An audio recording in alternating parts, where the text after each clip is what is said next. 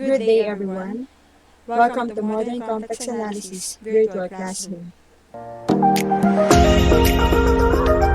I'm Miss Rachel Anti Campos, your presenter for today's lesson.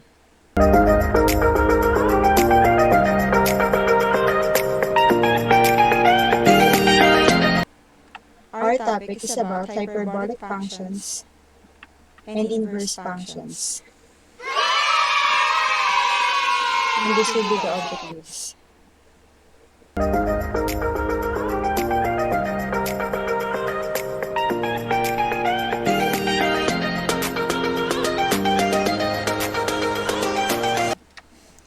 Hyperbolic function. Let's go. We learn about mathematics up to this point. Many mysterious buttons of a sophisticated calculator have shown trigonometric functions, inverse functions, logarithm, exponential functions, and a lot of things that are well understood for today. In some calculator, you may see this symbol.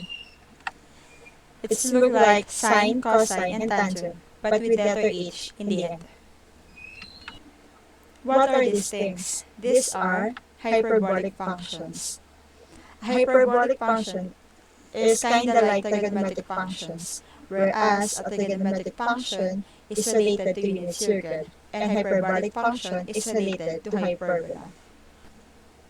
If we will remember hyperbola, the hyperbola is one of the conic section, the tricky-looking one, where the cross-section goes from the base of one cone through the base of the other, making a shape kinda like a double parabola. So how do hyperbolic functions relate to hyperbola? Well, let's look at the hyperbolic sine x.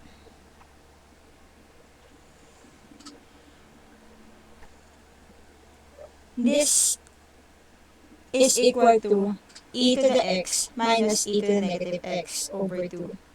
Now, what does this mean graphically? Well, let's take this expression and break it up into two terms.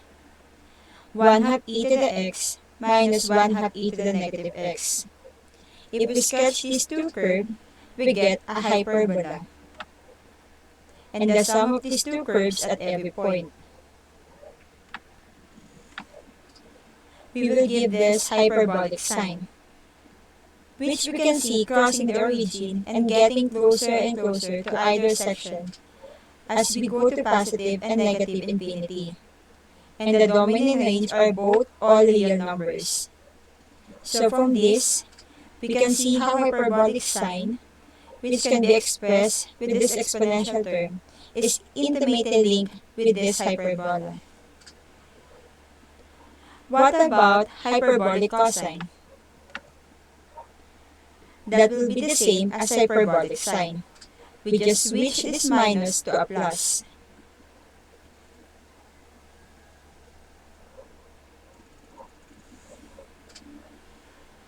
That means that the part of the hyperbola that was below to the x-axis is now above it.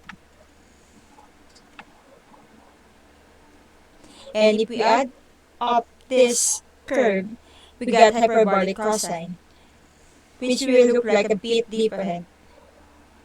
This one has a domain of all real numbers, but the range will be from 1 to positive infinity. And now, the hyperbolic tangent will just be sine over hyperbolic cosine. That will look like this, with the horizontal asymptote at -1 and 1. And then, we can have hyperbolic version of cosecant, secant, and cotangent, which are just reciprocal of these first three, as we might expect from our knowledge of trigonometric functions. What can we do with these hyperbolic functions? Well, there are numbers to be aware of, and they will be actually look quite familiar if we remember our trigonometric identities. from expression with squared function to the sum and difference formulas. Use definition to rewrite the following expression. Hyperbolic cosine squared x minus hyperbolic sine squared x. First, substitute the value of hyperbolic cosine and hyperbolic sine, and then square them. Combine similar terms, and that will be 4 over 4, which is equal to 1. So we have hyperbolic cosine squared x minus hyperbolic sine squared x is equal to 1. Next, hyperbolic tangent squared x plus hyperbolic secant squared x. Substitute the value of hyperbolic tangent and hyperbolic secant. Next, we have the same denominator, just add the numerator. And then our numerator from our identities a while ago, hyperbolic sine squared x plus 1 is also equal to hyperbolic cosine x. So that will be equal to 1. So we have hyperbolic tangent squared x plus hyperbolic secant squared x is equal to 1. There is a connection between complex hyperbolic and complex trigonometric functions. Hyperbolic cosine z is equal to cosine iz. Hyperbolic sine z is equal to negative I cosine iz. Cosine z is equal to hyperbolic cosine iz. Sine z is equal to negative I hyperbolic sine iz. Hyperbolic sine iz is equal to I sine z, and sine iz is equal to I hyperbolic sine z. Now let's prove that sine iz is equal to I hyperbolic sine z. So we have here the formula of sine z from our definition of complex sine function, and then the formula of hyperbolic sine z, which we discussed a while ago. And then we substitute the iz from the formula of complex sine function, and then simplify it. That will be e to negative x minus e to c over 2i. And then afterwards, we have to eliminate the I in the denominator. So we have to multiply I over I. And then as we eliminate, we simplify. And then if we simplify, that will be I quantity e to z minus e to negative c over 2. And that is equivalent to hyperbolic sine. So that will be I hyperbolic sine z. Now let's try to solve this one. Cosine IC is equal to hyperbolic cosine c. We have 30 seconds to answer.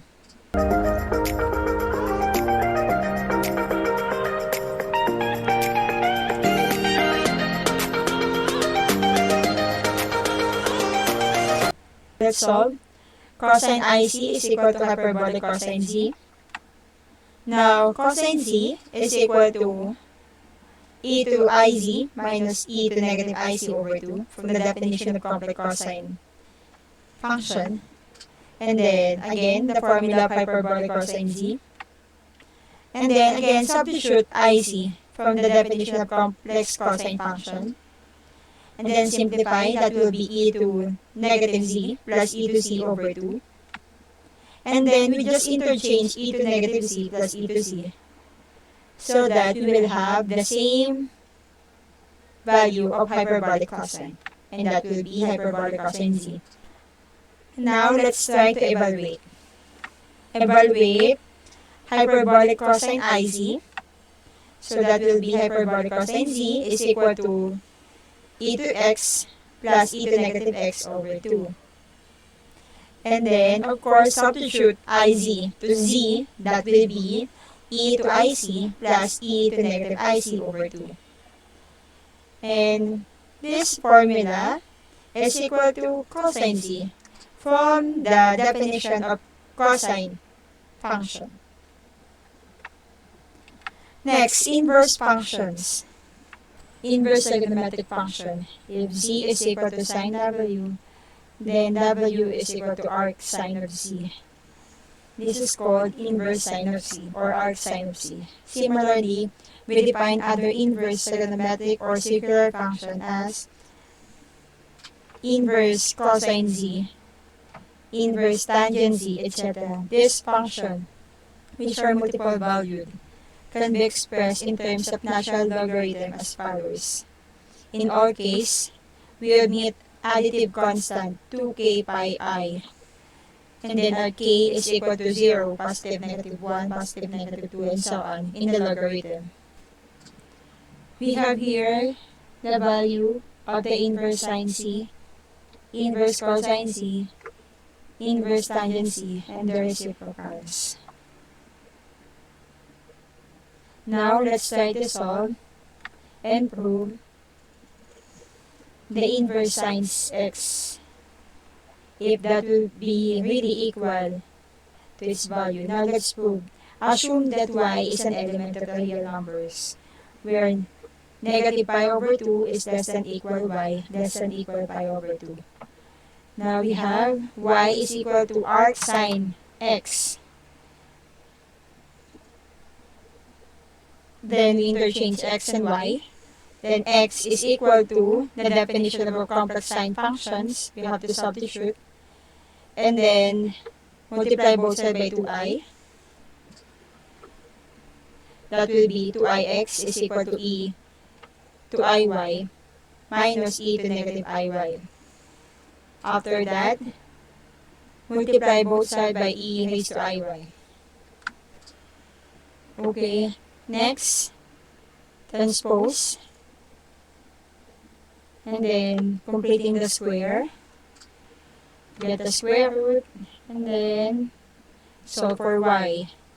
Then our y will be 1 over I times ln ix plus square root of 1 minus x squared. So that will be the value of our arc sine x.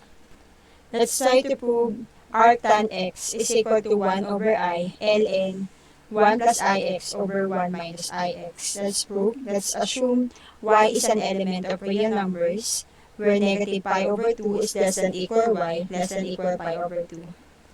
Now, let's start. Y is equal to arc tan x. Interchange x and y. That will be x is equal to tangent y.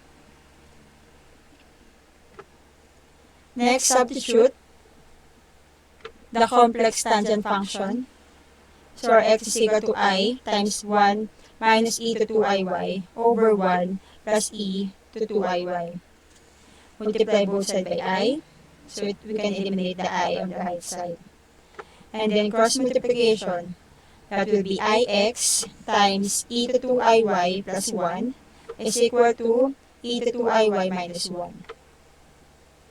And then distribute ix.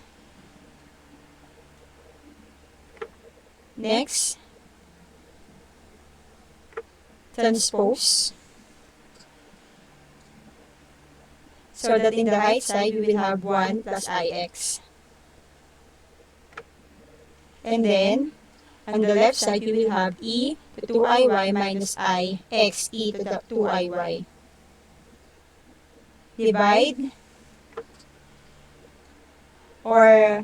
Divide both sides by 1 minus ix. And then, to solve for y, that will be y is equal to 1 over 2i ln 1 minus ix over 1 plus ix. Next, inverse hyperbolic function. If z is equal to hyperbolic sine w, then w is equal to inverse of hyperbolic sine z. This is called inverse hyperbolic sine of z.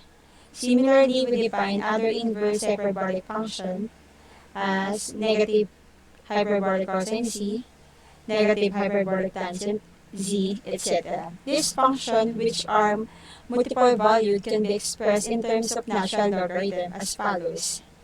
In all cases, we omit an additive constant, 2k pi I. And k is equal to 0, positive negative 1, positive negative 2, etc. in the logarithm.